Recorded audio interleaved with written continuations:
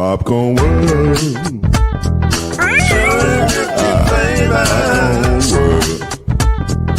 Popcorn World. Yeah.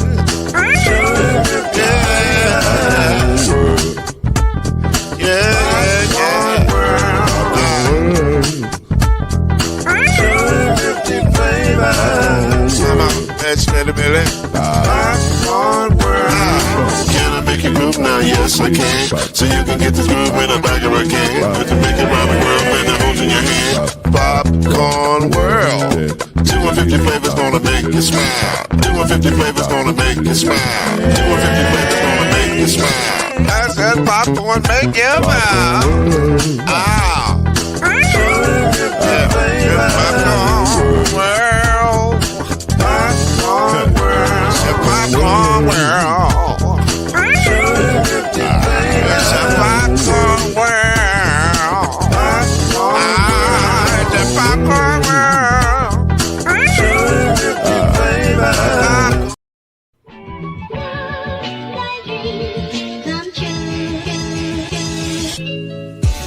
Now it's time for Believe in the ACC with our starting lineup.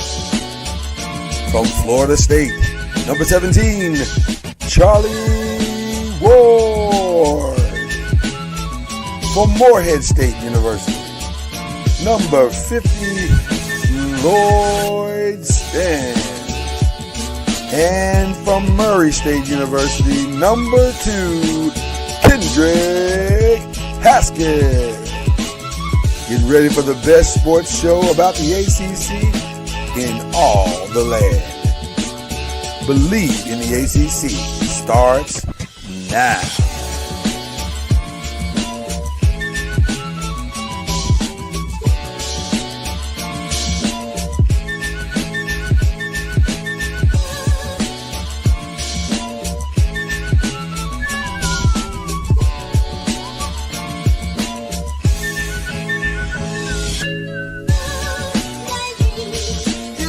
Tell you, I got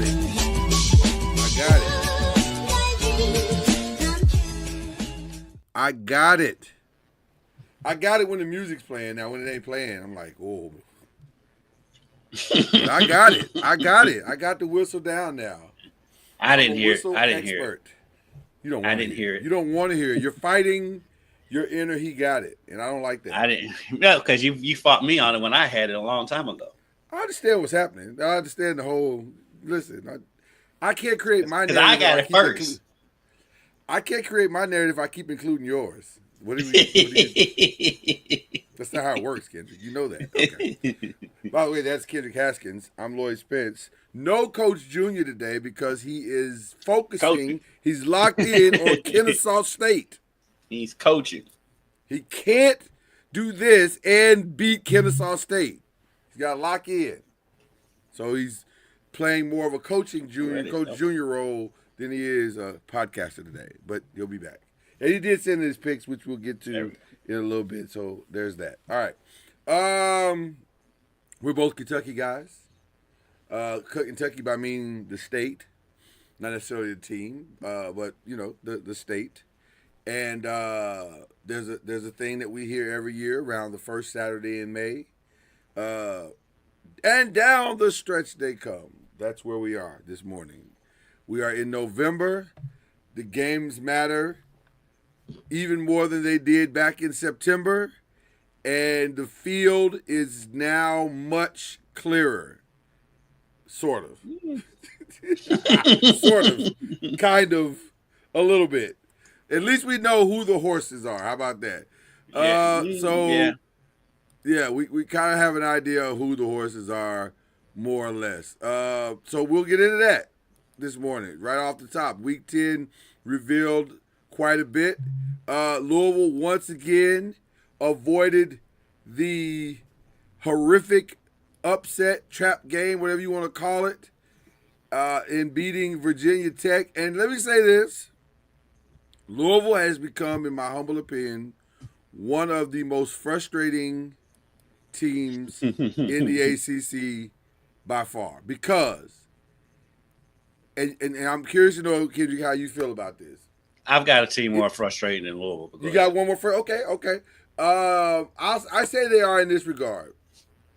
Probably talent-wise, when everyone's healthy, probably the most offensive weapons in the ACC, and I'm not sure it's close, especially in the running game. Like they got 5 legit running backs.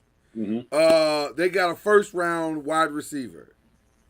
The quarterback is, he is what he is. But you put it all together, you have an incredibly dynamic team. The problem is they have not looked like that in 2 halves all season long. They have not put together a complete game all season long, and that is very, very frustrating if you're a Louisville fan. I remember there was one of my favorite Netflix shows is Rhythm and Flow, and in the first season, one of the girls who was the front runner was on stage with Tiana Taylor and forgot her lyrics. And I remember the eloquent prophet T.I. said, "You tried to F that up. You tried." and that's kind of how Louisville was on Saturday. Virginia Tech jumped out to a 16-7 lead in the first half, and everybody was like, "What? Really? Virginia Tech?" Yeah. And then Louisville came out and scored 21 unanswered points and didn't allow Virginia Tech to score. And I was like, "Come on now. Why are y'all doing this? Why are we going through the motions like that? That's crazy." But that's Louisville.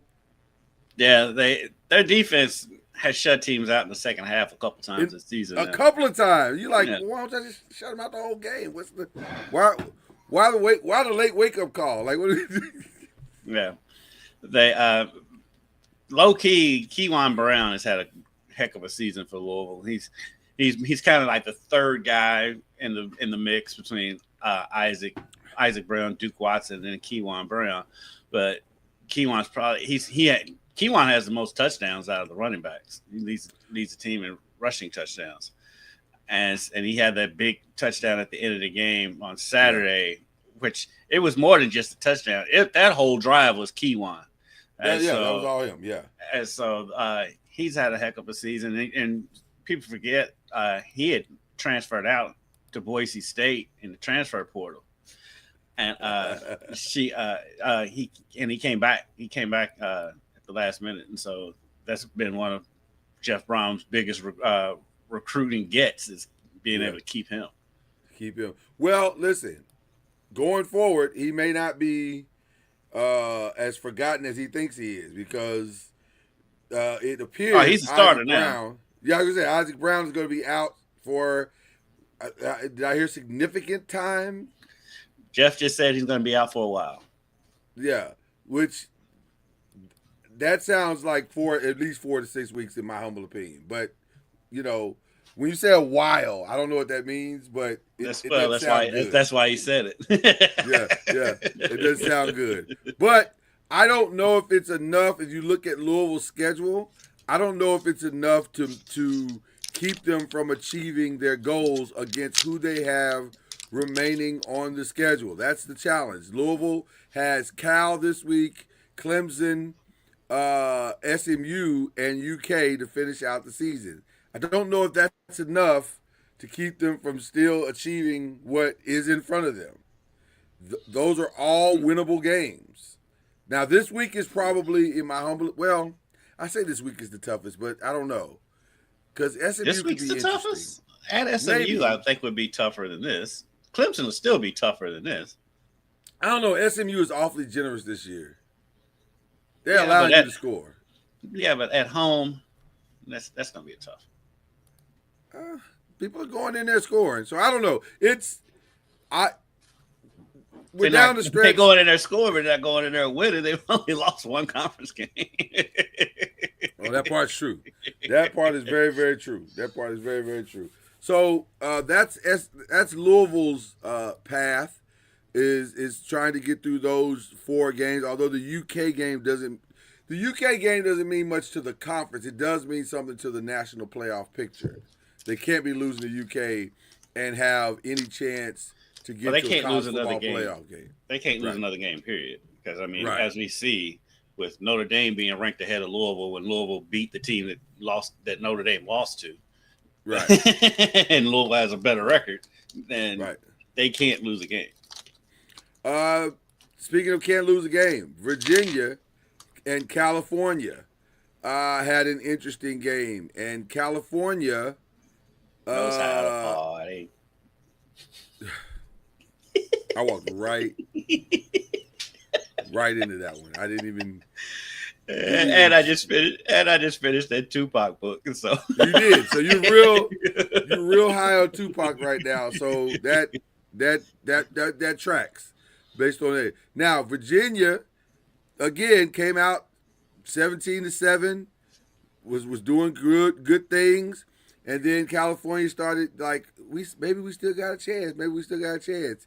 But nope, they closed the door. Virginia was able to close the door. Not as big of a struggle as it has been. Now the Virginia thing is tricky for the teams in the Louisville because they have not lost an ACC game. They have not lost an ACC game. But would you also argue, Kendrick, that they have not looked impressive in an ACC game also? Like maybe this game was the most impressive. But you know, you saying much. The same thing you said about Louisville not playing full 4 quarters of football this year. Neither is Virginia. They've just been. I mean, they can't just go out and just win a game. It's got to be some drama at the end of the game. I mean, even though this was a 10-point win, it was still drama at the end of the game. It's just Virginia. Yep. And they have Wake Forest, Duke, and Virginia Tech, which is always tricky because that's the big rivalry game. Duke is tricky too because now there's 2 teams now I put ahead of Louisville as most frustrating in the conference. Okay. Duke is one, and NC State is the other. not tracking well with the Dukies, are you there, sir? They are frustrating. They are quite something. And then the shocker of the weekend, yes, which messed up my undefeated. I was headed to an undefeated week, and then Georgia Tech started Georgia Teching, and they snatched it right out of my hands. But here's the thing. The thing that you thought would be Georgia Tech's Achilles was their Achilles in this game.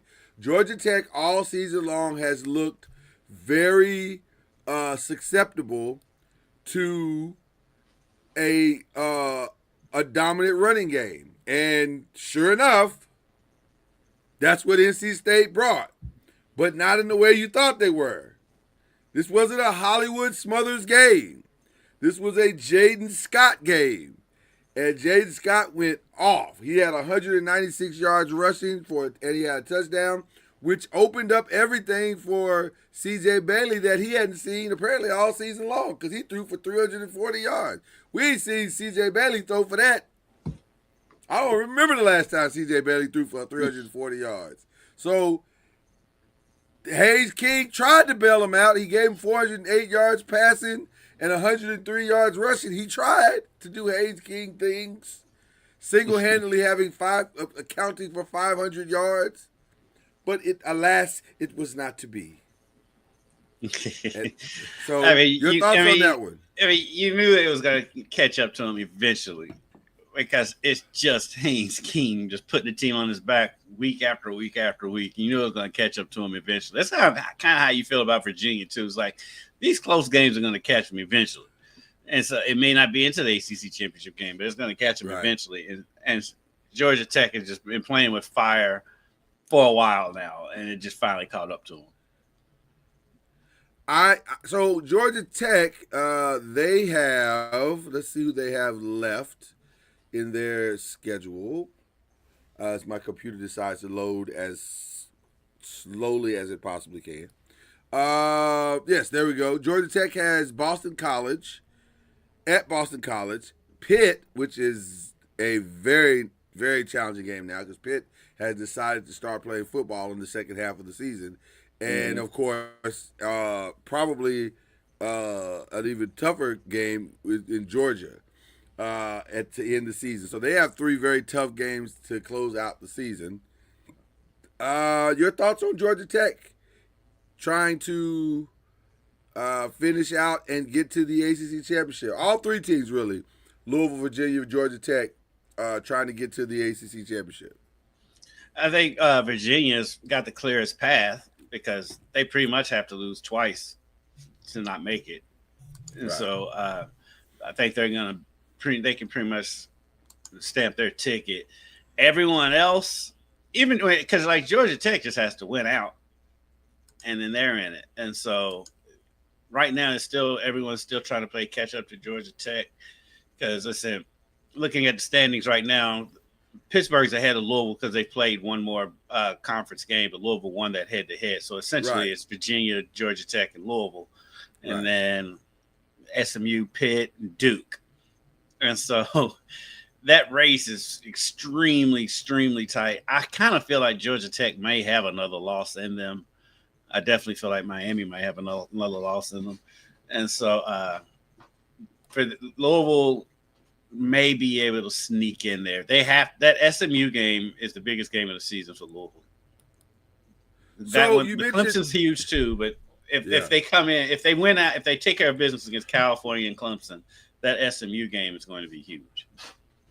So, unlike the national pundits, I do think that Louisville or that an ACC team, two ACC teams, could possibly get into the college football playoffs because I think the SEC teams are going to continue to eat each other, and I don't know how you say that Big 12 teams are stronger. So, I mean, not Big 12. Big 10 teams are stronger. Like Big 10 teams are playing okay, but they're very top heavy. It's two teams. Yeah. I mean, I guess you can throw Oregon in there too, but that's it. The rest of the Big Ten is trash. Yeah. I mean, what are we doing here? And Right. it's been So like that in the Big Ten for years. So I definitely don't understand this narrative of what they're saying the Big Ten is, but going down the street, or even the Big 12. Like I get BYU because they're undefeated, but the Big 12 as a whole is not that great. Like, what are we talking It's about? better than the Big Ten from top It's to better bottom. than the Big Ten, right? It is better than the Big Ten. So there's that, but it's I think winning out, you just got to take care of your own business, and that's what it all comes down to for ACC football. Just take care of your business. Pitt winning is huge for ACC teams because it strengthens the overall aspect of it. Miami trying to win out is huge for ACC football because it strengthens the overall narrative. So we got it. So if you're a Louisville fan or a Virginia fan or a Georgia Tech fan, you want Miami to keep winning. You want just not against you, or whatever. But like Pitt won, they beat Stanford. Miami took the L and lost to SMU. That wasn't great for the conference. And everybody needs Miami to steal at least one more big win. Who does Miami have left, by the way? I'm trying to remember. They have. I can get it right here. Give me a second. Okay, great. They have Syracuse at home, which they should win that. NC State at home. Miami barely leaves Miami. Then they have NC State at home. Then they have at Virginia Tech and at Pitt to close the season. So I feel like there's another loss in there between those. Don't love that. Don't love that. Though it would be nice to see a great Pitt Miami game, and maybe a close one in that one also strengthens the conference. But yeah, it's a very, very tricky down the stretch thing. It's good to have Louisville, or not Louisville. I keep saying Louisville. It's good to have AACC with 4 teams in the top 25. I just hate their placement because I watched BYU this year, and BYU was good. I don't know if they're that much better than ACC teams. I watched Texas Tech. They're good. I don't know if they're that much better than ACC teams. I still, honestly, if I'm being completely transparent, I watched Texas A&M, and I still don't know if Texas A&M is great or not. They look, I know they're expensive, but I don't know if they're great at all. The only one I feel like extremely confident in is Indiana. I feel like Indiana is the best team in college football. I don't know if they're the best team. I don't think they're better than Ohio State, but they have a better resume than Ohio State. That's why I think they're better, because They've I done don't it think under they'll the beat brighter them. lights. I think when they Well, play I don't know. the I don't know. Ohio State wins that game. I don't know. All I'm gonna say is this: when Indiana shows up at your school, whether it's on the road or at home, they have dominated. They've been the better team on the field with whoever they've played so far. Now, I don't know what Penn State's going to show us this weekend. Maybe nothing. But if Ohio State struggles, that might tell us everything, because they shouldn't be struggling against a team that doesn't have a coach, and they don't have their starting quarterback. They should not be struggling. But I think it's we'll IU see. Penn State this week. Or is it IU Penn State? I thought it was. Yeah. So who does Ohio State play? Ohio State plays. Give me 1 second. They might have a bye. Oh, they play Purdue. Oh yeah. So Okay. they have a glorified bye week. So Indiana, if they beat the brakes off of Penn State, Which they similarly like to do. to Ohio State, I don't know. This is going to be interesting to see. Those are the two best teams in the country, I think. I don't know. It's going to be interesting to see. The rest of the ACC, UNC got the victory against Syracuse again. Syracuse, you just feel bad for them because, they were rolling and got a huge win. And then we found out it wasn't that huge of a win because Clemson's just not very good. Although Clemson-Duke was a great game this weekend. It was a great game. It was a fantastic game to watch. But do you like passive-aggressive Dabo? I'm over the whole Dabo thing, period. But at the same time, when people say that Clemson should fire him, I'm like, no. I mean, he's allowed to have a bad season or two. I mean, that is kind of like what cracks me up about the way football is now. It's like you have to be good every year. And it's like, some years you're going to have years where you're going to have down years. That's kind of how this works. But now he is a little bit different, though, because the reason why they're losing is because of his ideology. And his slowness to adapt to the way times are. But if you're Clemson, you can't fire Dabo Swinney. Dabo is very much Bobby Knight to me. Not with the anger, but just with the stubbornness and philosophy. Like, this is how I've done it. I run these 4 plays. Give it time. It works like Novocaine. That's kind of how he feels it. And he's going to play his guy. And once you're his guy to the end. And that's just how it is. And I'm not even saying that this is all. I can't even put all of this on Cade Klubnik because honestly, he's not even playing. You can't put it on him. well, no, he played this weekend, but he did play this weekend. Yeah, he played this weekend, but it's I can't say.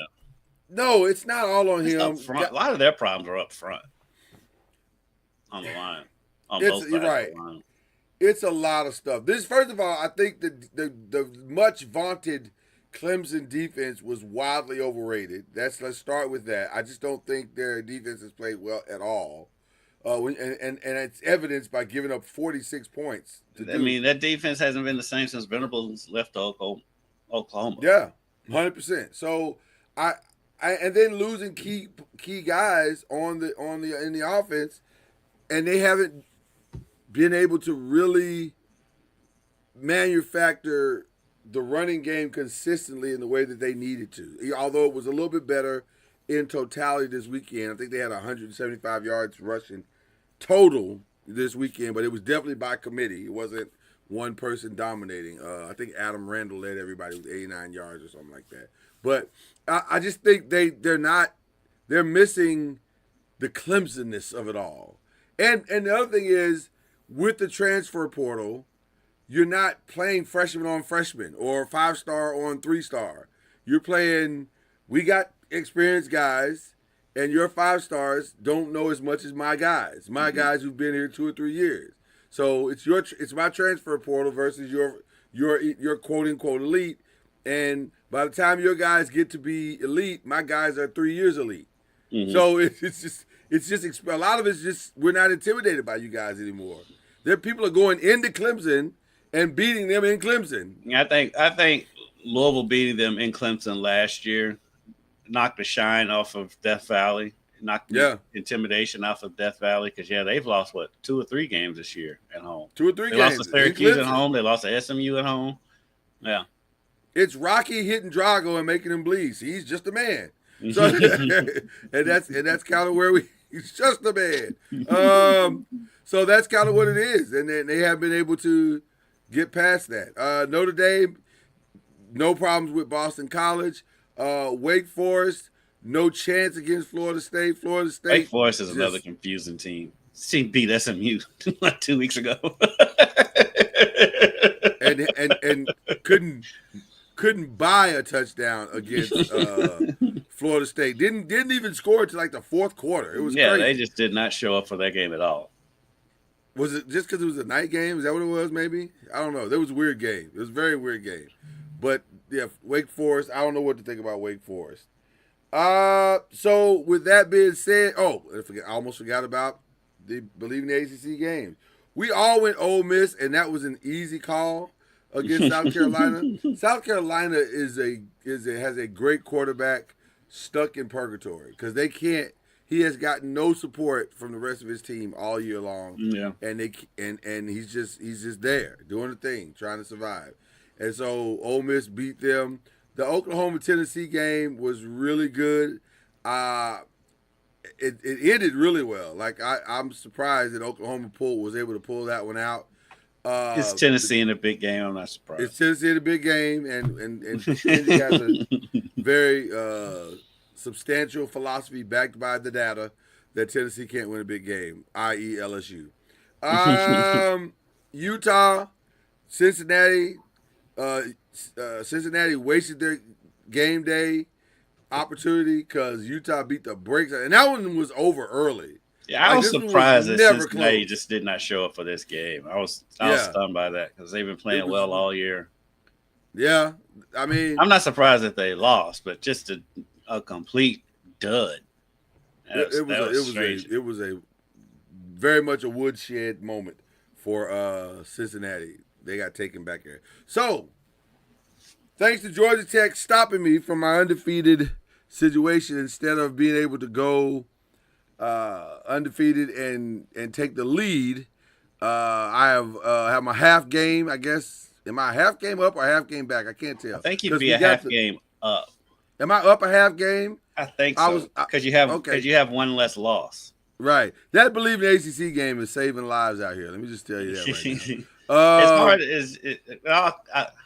I guess you'd be up. Yeah, you're definitely up because you have one less loss. But. Right. So it's going to be interesting to see what happens for us down the stretch as well because I don't know. These games are getting. I'm gonna be honest with you. Yeah, we're picking better. If you're betting with us, you're killing it out here in these streets. But also, we'd be lying if we said these games were getting easier to pick because they're not. Like we're in the window of upset, and it's a big old gigantic window. So I don't know. Just all we can tell you is do the best you can with what you hear. There's that. So with that being said, week 11 is upon us. But before I ask Kendrick specific questions about specific teams and specific games, I want to ask him what he really truly thinks is going to happen coming down the stretch in the ACC. I feel like Virginia is going to lose a game somewhere. I feel like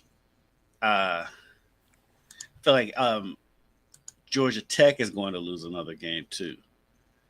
And so, like I said, that Louisville SMU game, I think, is going to decide the second team in the ACC championship. I think Virginia is going to be fine, but I think that Louisville SMU game is going to loom huge, especially because if Louisville wins that game, Virginia's definitely in because Virginia beat Louisville, and so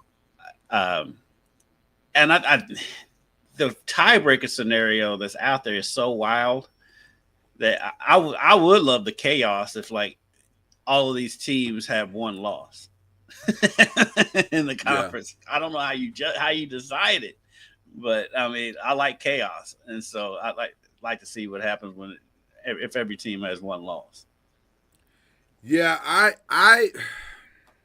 it's still wild to see Clemson at the bottom of the ACC. That's right. They are definitely at the bottom. I talent-wise, on both sides of the ball, it feels like this is Louisville's to lose. Or if Louisville takes care of business on both sides of the ball, they should have no problem. Right. They should be in the ACC championship game. How do you trust Virginia? How do you trust Georgia Tech? Because the Georgia Tech schedule is difficult down the stretch. And it's one guy. It's one guy. They have that Pitt game left. Virginia, on the other hand, I feel like they're going to lose, but like looking at the schedule, they shouldn't.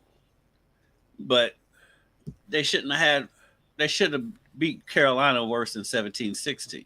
They should have beat Virginia. Well, I mean, Washington State worse than 22-20. U of L just gave them the game.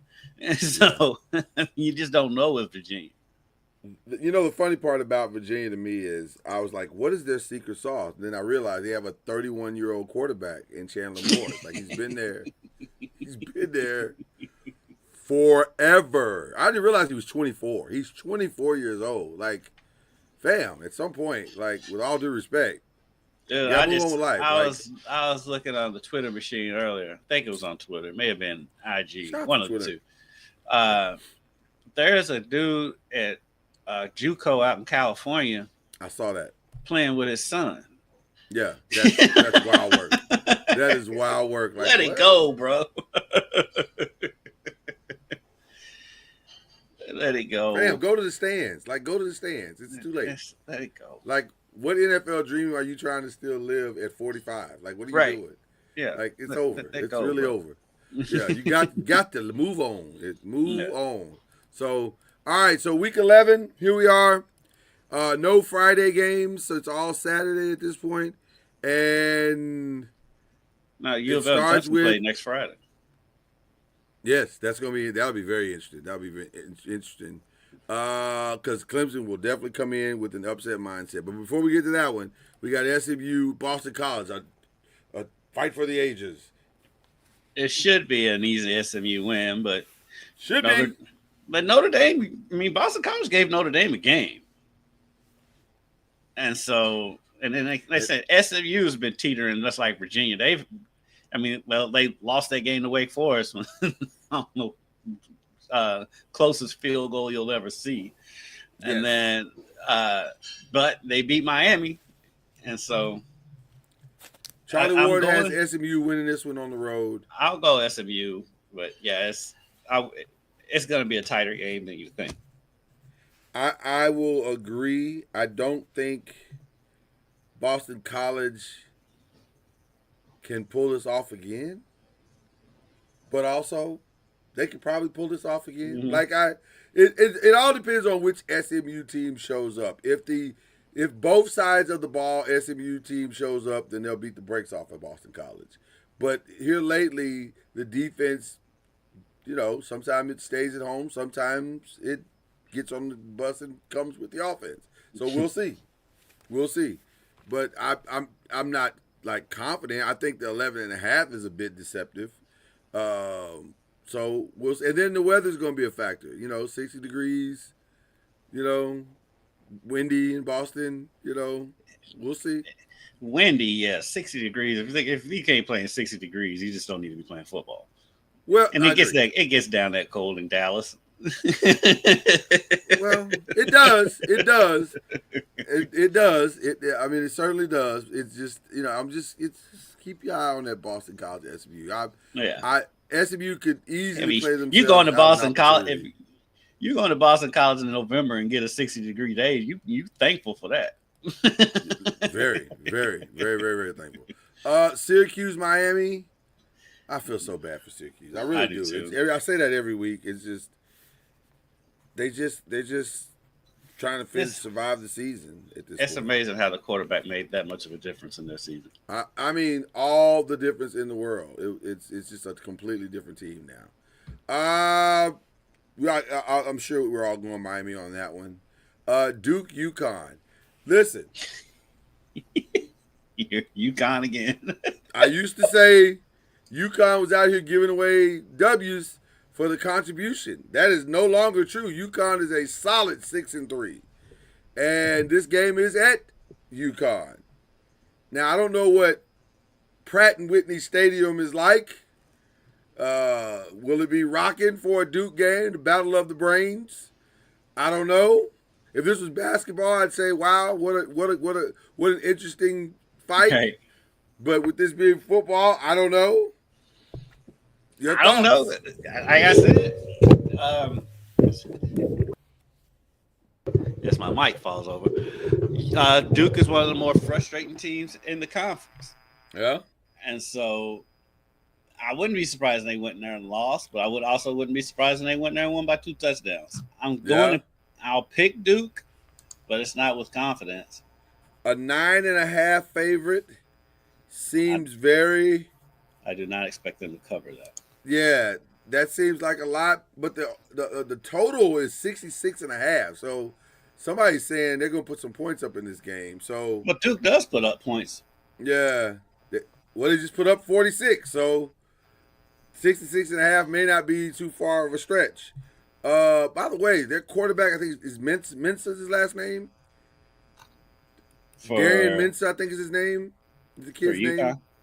No, for Duke. He played really well in that Clemson game.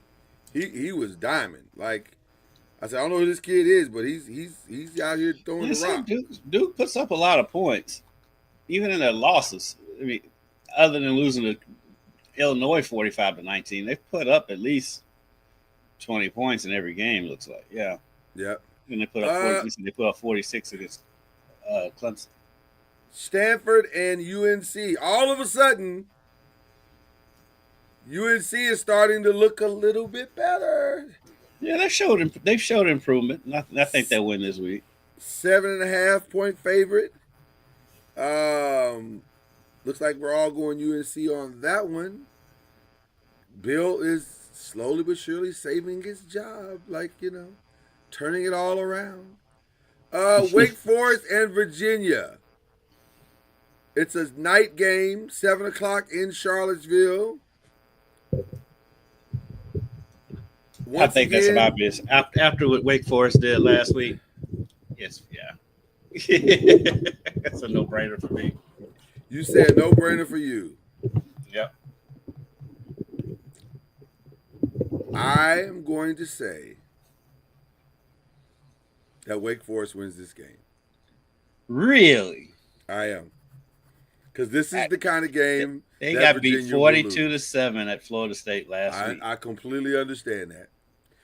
This is the kind of game that Wake Forest will get up for. It's weird. They're weird. They've been weird all season. And you go, why are you up for this game? Why weren't you up for the Florida State game? We don't know. But we want Virginia. We want Virginia. You're like, what? And I'm telling you, they are as weird. To me, they are the most frustrating betting team in the ACC because they get excited for games that you said it. There's no logical reason that they should have beat SMU. None. That makes no sense. And yet, somehow. Especially the way that game ended when they fumbled the ball on the 10-yard line with 2 minutes left and SMU basically just farted the game away. How do you lose that? They shouldn't have been even been in the game. It should not have even been that close. Well, that's the thing about which surprised me so much about Wake Forest and that Florida State game is they had to kick that field goal to win the game, but they had 3 turnovers in the red zone against SMU. I mean, that could have easily been a Wake Forest blowout. Could have been a blowout. And let us not forget that Georgia Tech had to get a last-minute miracle to beat Wake Forest as well when Georgia Tech was ranked in the top 15 or top 20. So I think we're headed toward that exact same experience, although I don't think Virginia is going to be as lucky. I think Virginia, like you said, has been playing with fire all season long. And it's just something about Wake Forest in these moments where they're just like, that we really want them, and they'll go beat them. They'll figure out a way. And here's what's going to happen. Mark my words. Wake Forest will go up early and then hang on and survive because that's how they win. They're going to punch Virginia in the mouth. Virginia is easily punchable in the mouth early. And then they'll somehow figure out a way to hold on to the end. I'm going Wake Forest in this one. I'm going Wake Forest. Yeah, you going out on a limb on that one. I give you credit. I'm going out on a limb. Each week I've gone out on a limb and it's paid off. So I'm going to stick with my streak here. Florida State, Clemson. I don't know what to think about this game. Because Florida State just won their first conference game in 2 years last week. And so I got to be honest with you. I think I'm going Florida State. I'm leaning that way because and they won so convincingly. Maybe they got some momentum heading into this game. Clemson is like clinging to hopefully making a bowl game at this point. Who is? They're hoping to make Clemson. Who's Clemson? No, they're not making the bowl game. It's over. They're 3-5. They're not making a bowl game. You only have to win 6 games to get them. Hear me, good people of Clemson. Y'all ain't making no bowl game. That is over. That is not happening. They've got Florida State, Louisville, Furman, and at South Carolina. They can win 3. There's only one win there, possibly. And the only reason I say it's one because I haven't seen Furman this year. So I don't know anything about them. They're not going to lose to Furman. I would think they're not going to lose to Furman, but you know. I mean, to say that Florida State's that's a winnable game. At Louisville is a winnable game just because Louisville's only beaten Clemson once in the history of the rivalry. But you can't at South Carolina is shaky. You can't use the history. I'm not saying they're gonna. I'm not gonna say they're gonna win it, but I'm just saying it's not. You can't say it's an unwinnable game. They can still make a bowl game. I don't think Clemson's making a bowl game. In fact, I don't think Clemson is escaping this weekend. Although I will say this, my betting history this year with Florida State has not been good. Right. Florida State has let me down pretty much every week except for last weekend. I just looked at it. You realize 4 of Clemson's losses are at home. That's what I'm saying. That's wild. That's what I'm saying to you. I don't know how. Why would I bet Clemson at home? It has not worked out well at all. They've won one home game, and that was against Troy. Their other 2 wins are on the road. That's all I'm trying to explain to you. There's nothing that says that Clemson. There's done nothing this season that says they should win this game. Nothing. I'll go ahead. Since after seeing that, I'll go ahead and pick Florida State in this. Now, having done that, they'll probably win this game going away because that's just what Florida State has done to us this year. Mm-hmm. But I'm going to err on the side of Florida State winning this game. So, all right, and then the big one, California and Louisville. That's a night game, right? It's a 7 o'clock game, Saturday night. 7 o'clock game, 6 o'clock game for me. I think Louisville's going to do well in this. I think they have the inside track. They are a 20.5 point favorite, which is wild to me because I don't know if Louisville is that against California. California has played better than that, haven't they? Like I think they have, and like Louisville hadn't beaten anybody like that. Is there something? Yeah, is there something going on with California that we're not aware of? Like is somebody missing? Some players missing? It's got to be. 20.5 is a lot. That's a lot. I don't know. I mean, I'm saying Louisville I'm trying to look at Louisville's largest win outside of Eastern Kentucky. They beat they beat Bowling Green, but like since they started playing like real teams, they beat Pitt by 7, lost by 3 to Virginia, beat Miami by 3. Get thrown under the bus like that, you know. Boston College by 14 and Virginia Tech by 12. So they haven't beaten anybody like that. So I wouldn't know. I'm gonna jump all over that. Yeah, that 20 seems insane. Like Yeah, I don't know about that, but I do think Louisville will win that game. But I don't know if I'd take the points. That feels like a trap. All right, so there you go for that. The BLEAV in the ACC games this week, not a lot of sizzle, if I'm being honest. Not a lot of sizzle. You got Georgia and Mississippi State. You got Tulane and Memphis, which will actually be a lot more interesting than you think it is because Tulane is actually playing pretty well. Matter of fact, their coach might not be there. He's not going to be there next year. He I probably was going to say, their coach is probably not going to be there. They surprisingly got blown out last week at San Antonio. Yeah, that was a weird game. UTSA, though, gets one. It seems like since their creation, they seem like they'll get at least one gotcha game every year. And I think that might have been their gotcha game. The game of the weekend is probably going to be this one, BYU and Texas Tech, because this one probably, well, I don't know, Houston's right there too, aren't they? If I'm not mistaken, Houston's right there in the mix. But this one will go a long way in deciding who plays for the Big 12 championship. And then I think this is the game day game as well.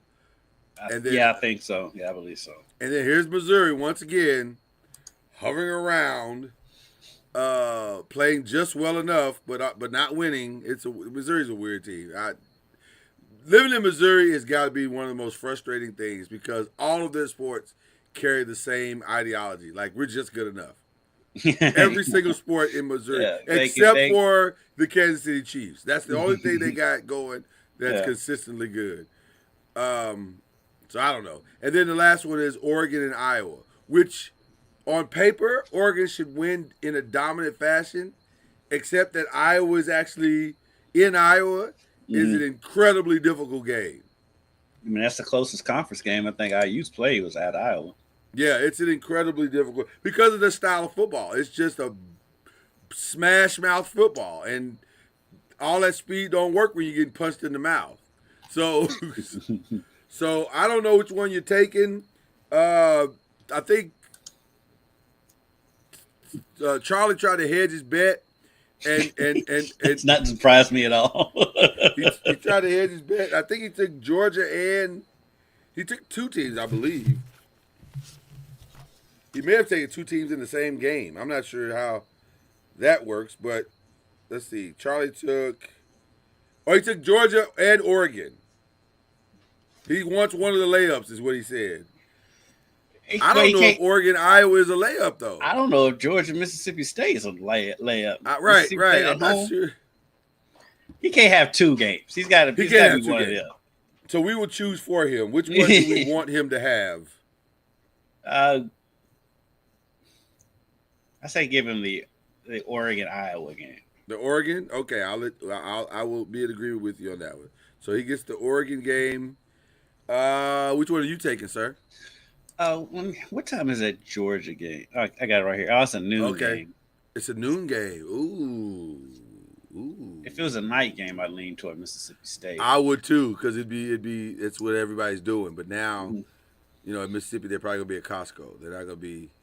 No, they'll be at the game. They fans show up. Mississippi State fans show up like that. Okay. Mm-hmm. Yeah, they have their cowbell and all that crazy stuff.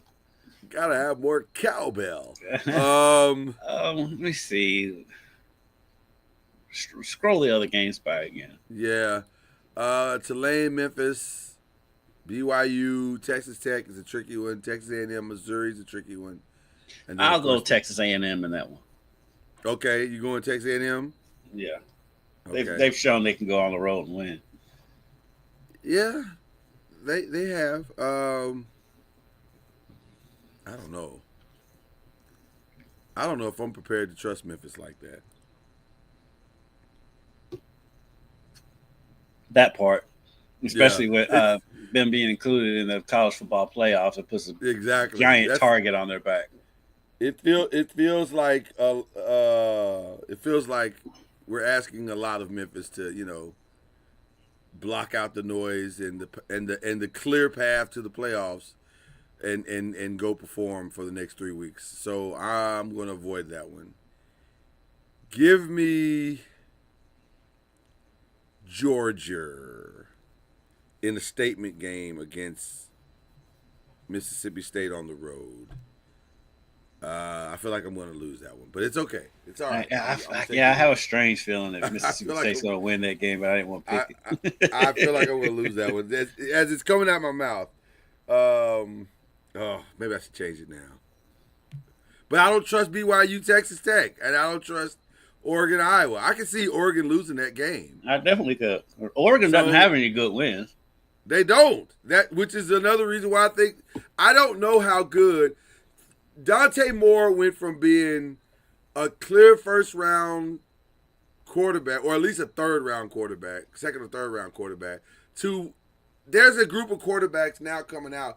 Everybody's talking about the Jets and this deal that they just did, which we're going to talk about here in just a second. And like, they're going to have a good chance to get their quarterback in next year's draft. No, they're not. It's not a good quarterback draft. Right, because if they're going to pick their quarterback, who is it? I'll wait. Who's the guy? I guess you picking Dante Moore? I guess Mentor out of Oklahoma. Oh, I know. Mateer. Yeah, Mateer. He was fine until he got hurt. Mendoza is playing the most solid. He's playing the most consistent ball. Yeah, but I don't love Mendoza in a NFL uniform. I think he'll be all right. He'll be okay. I'll say this about Simpson, although I don't know if he's coming out. I think he has another year. I think he's got another year. But I'll say this about him and his quarterback play. I see his upside. I can see some things about his game that make you go. I can see him being the number one pick next year. Yeah, there's something about the way he plays that makes you go, okay, I can see something happening here. But as far as guys actually coming out, you're not going with Klubnik. You're not going with Beck. You're not going with none of these guys. None of these guys are your guys. So, and I'll even go out on a limb and say this. I do not think there will be a quarterback taken in the first round of this draft at all. Maybe late, but yeah, not in the early picks. No, I don't think there's one at all. There's not unless somebody. Look, the Jets. What year is Sellers? What year is Sellers? I think he has another year. I want to say he might be in his third year.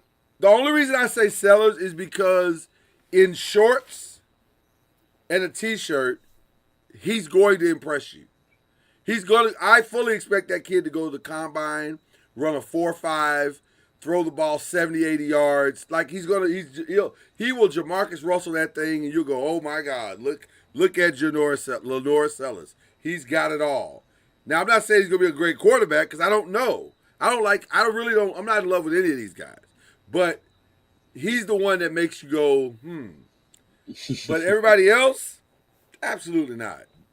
The Jets might as well give those picks away. They're the Jets. They're going to pick a quarterback. Because they're the Jets. You keep forgetting that one factor.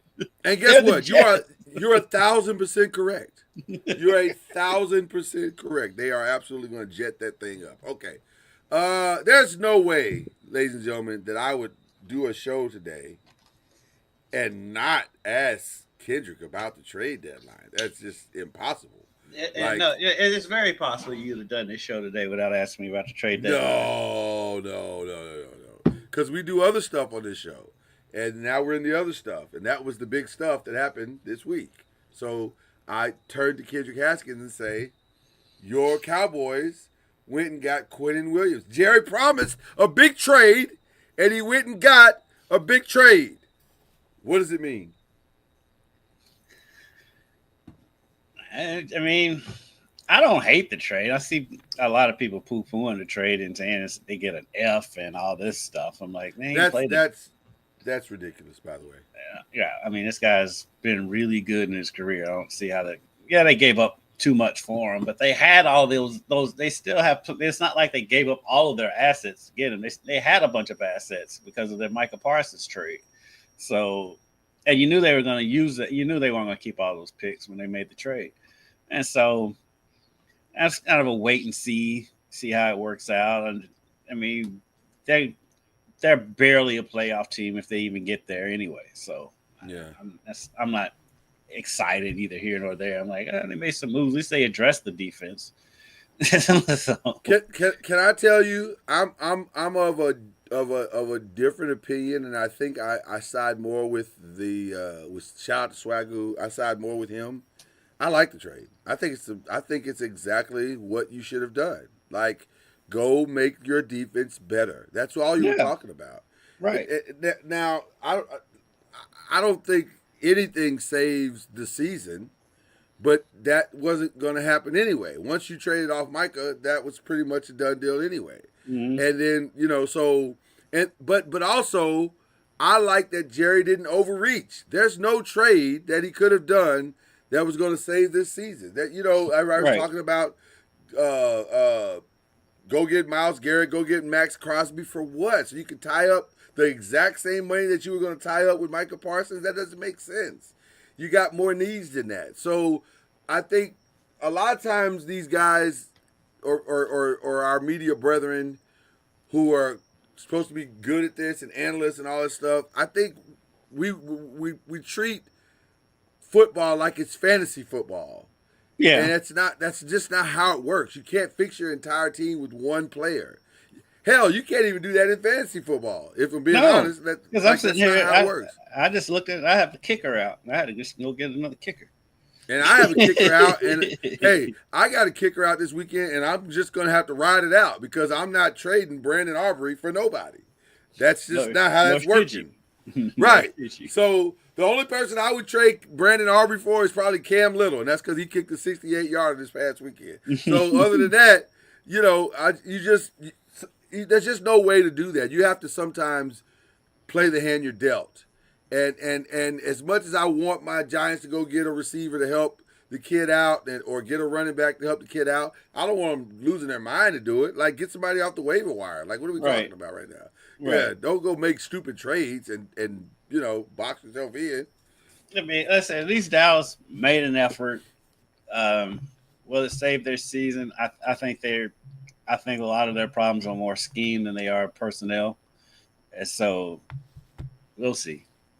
I think he will make things interesting for them. I really do. Because he is a solid run stopper. But listen, when you're playing for the Jets, you're committing to being on the field 45 to 55 minutes a game. So your skill set is not going to be shown in that situation. Whereas with Dallas, he's going to get the most rest he's got since he's been in the league. Yeah. He's like, we get to sit out like 10 minutes. This is amazing. So you're going to get a whole different player. So I think it's a solid get by Jerry. I got to give Jerry credit when he does good things. And this was a good thing, I think. So I have no poo-poo for you. I have none. I'm happy with what you guys did. I think it's amazing. What do you think about my Lakers, man?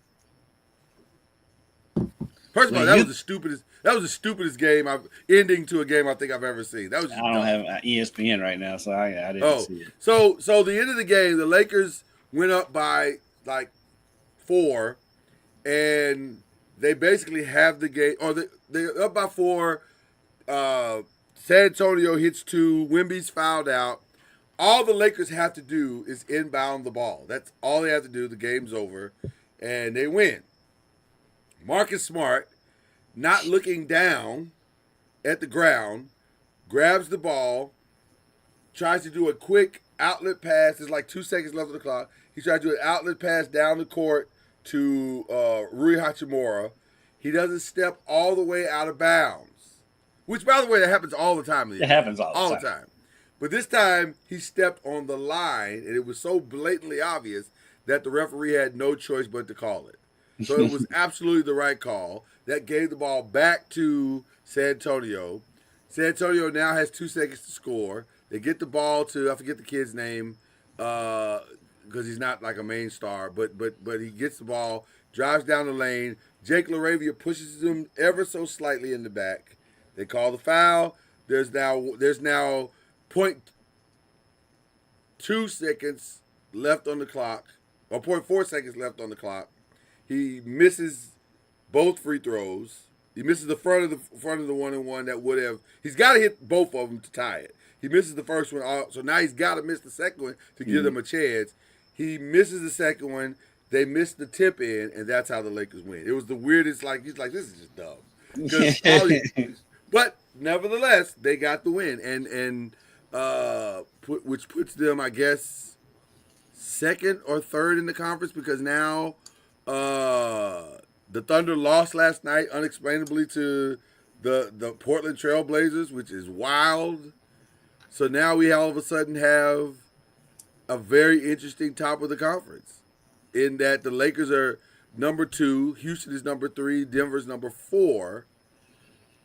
This is a weird beginning to the season. I gotta be honest with you. As a Laker fan, you gotta be thrilled.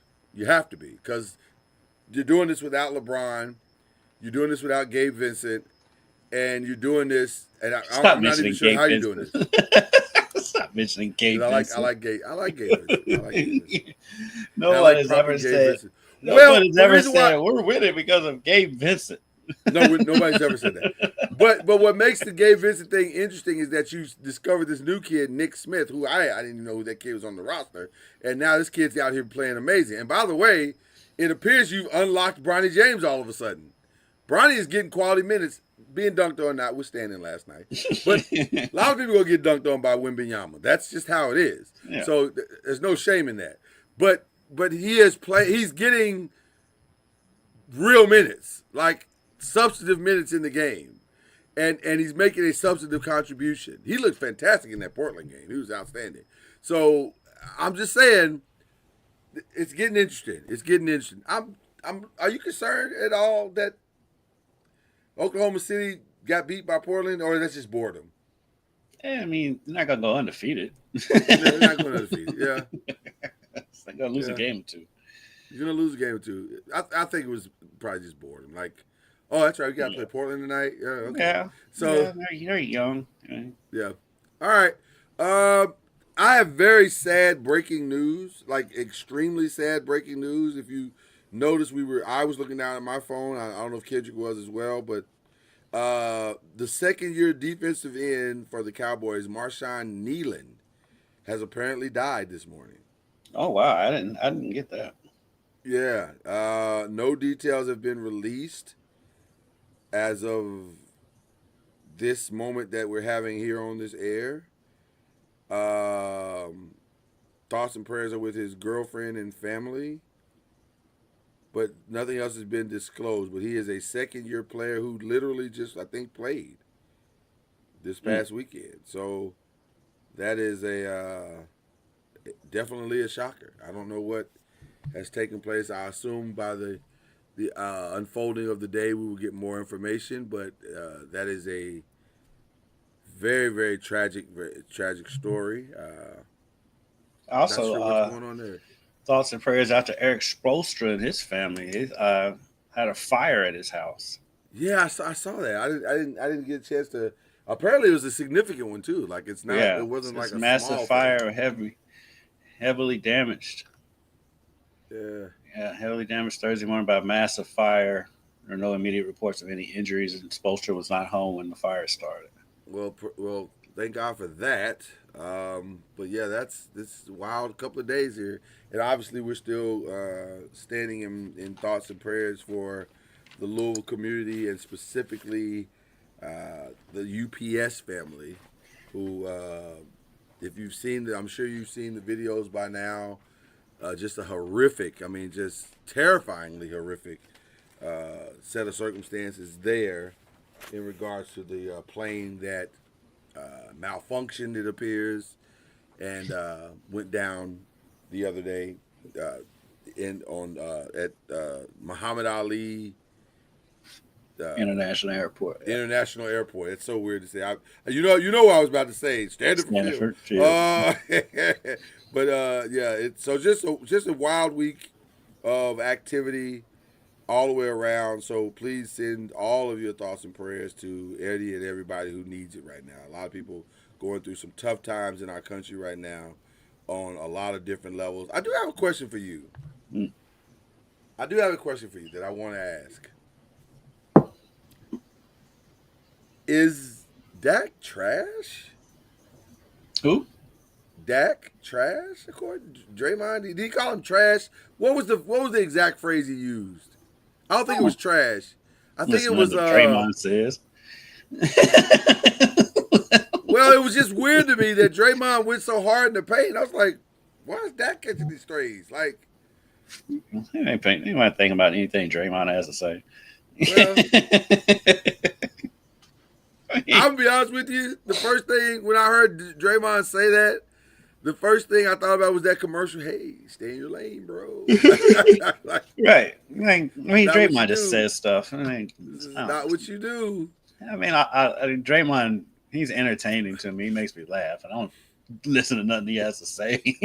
Well, what was interesting about the statement was his point was because obviously the clickbait was out of context. So when I actually listened to what he was saying it's not that I think he's trash, is that I just don't think he's clutch. And I'll give him that. Right, in the most critical moments, he doesn't play well. And I said, okay, I can get on board with that. But Dak does have a lot of comebacks in his career during the regular season. But in the bigger game, those aren't against. I'm sure if you go back and look at the opponents, they're not exactly the cream of the crop in the NFL. Yeah, right. But I've said if it's a big game and stakes are on the line, Dak tends not to show up, and so that's not going out on a limb on that. But I don't even know if it's that as much as it is. It looks like it's that. I will say this: it does look like it's that for sure. And also, it's not Dak on that bus by himself of not showing up. I think it's it's the totality of it all. Because if we're being honest, Micah didn't have his best games in clutch situations. He did not. That game in San Francisco, he played pretty well in the playoff game in San Francisco. I'll give him that one. But in that same game, didn't Dak play okay for a while? And then that was the game when they lined up Zeke at quarterback. Well, I was going to say it did come off the rails at some point in the game. That is also true. It definitely came off the rails at some point. But I guess what I'm saying is Dak did not play well that game. He didn't play well that game? I thought he played better than that game. I don't know. I struggle with this pure Dak hate. I struggle with that. Like, I don't think Dak is awful. I think Dak it's not. Dak is good. I mean, for lack of a better term, he's a good front runner. If everything is going good, Dak is fantastic. But if there's stakes on the line, I don't trust Dak in a big game. I don't. I want to, because it's just an extension of what it was when Romo was there. It's the same thing. Great fantasy quarterbacks. Romo's probably the greatest fantasy quarterback of all time. Let's be clear. Dak is exactly, if you need a quarterback in fantasy, Dak is exactly your guy, because he's either going to front run and score big points, or they're going to be playing from behind. He's going to score big points, but he's going to put up numbers every single time. To me, Dak is somebody who just needs help. He's not going to go win a game for you. No. But he's not. He can't lose a game for you. But he needs help. He's just a guy that needs help, and I think that's the most I can say about Dak in that regard. He just needs help. So anyway, I don't know. I was just curious about that. If you had heard those comments about Draymond. That was so egregious. I was like, really, Draymond? I don't pay any attention to anything that Draymond Green says. I'm okay with that. I get it. I don't even mean it. I mean, I know it sounds disrespectful, but I don't mean it to be. Not really, because outside of his realm, I don't know how seriously I can take Draymond when it comes to other commentary points. Right, yeah. I don't know how, But I don't take a lot of people seriously outside of their expertise areas. Like, I don't even take Draymond seriously in his expertise areas. I listen to him in his expertise. Granted. I do think he is a more cerebral player than people realize. He is smarter than people, but I agree. A lot of times his analysis, Draymond is just saying stuff. He's just clickbait. It's like Shaq does that. It's just clickbait. I don't pay attention to what they say. Yeah, I laugh at them. I think they're entertaining, but I don't take them seriously. All right. Who you shouting out, brother? I mean, my shout outs are still going to be with the first responders here in Louisville from the plane crash. It was horrific. I saw a new video today from the street where you literally see the plane come across the street and like clip the top of a warehouse and all the fire. I mean, it's wild. It's like new videos are coming out every day. And so just thoughts and prayers and shout outs to the first responders and all the families. And yesterday we learned there was a child was killed in the plane crash. And so, I didn't know that. Wow. Yeah. That was the child was on the plane? No. And like I say, it crashed into some buildings and stuff. I mean, it was bad. It wasn't just on the runway. And so just wild, thoughts and prayers and shout outs to everyone involved.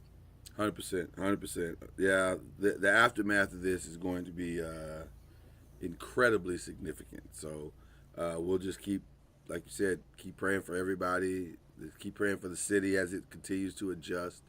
And then the mental and emotional rebuild of it all is going to be very taxing, because how do you I'm sure we both have friends, lots of friends that work for UPS, and man, that's Yeah. And then it's like and try to put pieces back together. Yeah, and then like I'm saying, some of the companies have been wiped out because of the plane crash, because it wiped out their company. There's a recycling company that was right down there, got wiped out.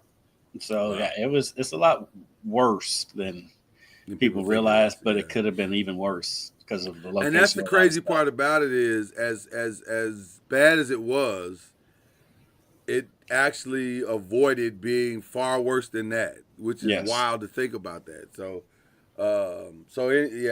it's there's a lot to unpack over the next few months, and dare I say years of this, but slowly but surely the Louisville community will come together and figure it out.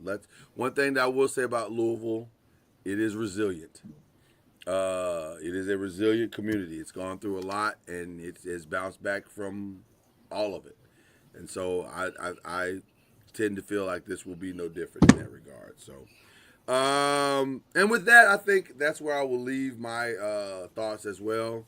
Definitely sending up some love to Coach Junior as he gets prepared for Kennesaw State this weekend and trying to get his first official victory as the new coach of the, let me get it right, the Rattlers. Is this it, Kendrick? That's the thing. I meant to tell you, we did have a meeting about your humble flex the other day, and And that was a humble flex. I still don't understand. It met all the criteria. No, it did not. It did not. You asked me a question on who has. We was talking about who has Louisville. This is my Louisville, whatever banners around. Did I ask you that question? Go back and check the tape. Did I ask that question? No. We're talking about Will Smith. I said Will Smith deserves one of those, and I named everybody who has them. How's that a humble flex? Because you named all of your friends, Jack Harlow, Muhammad Ali. No. See, this is where it is. This is where the jealousy is coming in. Jealousy? Because if I didn't say Jack Harlow, none of this would have happened. And 100%. Because see, that's BS. It's nonsense. I do not accept that. And it's not gout. It's sciatica. He's got the gout. That's really why you got it. You got the gout. Everybody who voted that I have that I flex. Don't you put that evil on me? You're gout. Don't you put that evil on me, Kendrick Haskins? You got the gout. I have no gout. I ain't never met Jennifer Lawrence a day in my life. All right, I'll take it back. Diane Sawyer. I've never met Diane Sawyer. She has one. I have a question. A humble flex would have been me saying I've known Justin Thomas since he was 8, but that's not what I did. Okay, well then there you go. Now you just justified it. Now we're good. Your universe is now balanced out. We were so close because I was just about to take it back. I was literally about to take it back, but then you did that, and so now we're good. So we're fine. I was saying that would have been. I didn't. There was no reason for you to bring that up whatsoever. There's no reason to bring that up at all, and yet you did. So here we go. So really, that was just a preemptive humble flex. It was just a matter of time. So it worked out. God is never wrong. God is never wrong. He's never wrong. So I knew my spirit was leading me towards your humble flex. So there you go. All right. Enjoy your weekend, people. We want you to have a good weekend. Have a safe weekend. Remember those in need. If you can help somewhere, pay it forward. That'd be awesome because right now we need it. And love on somebody this weekend, and love yourself. So I don't know why I went all hallmark this then, but it's fine. It's fine. Cue the whistle, please.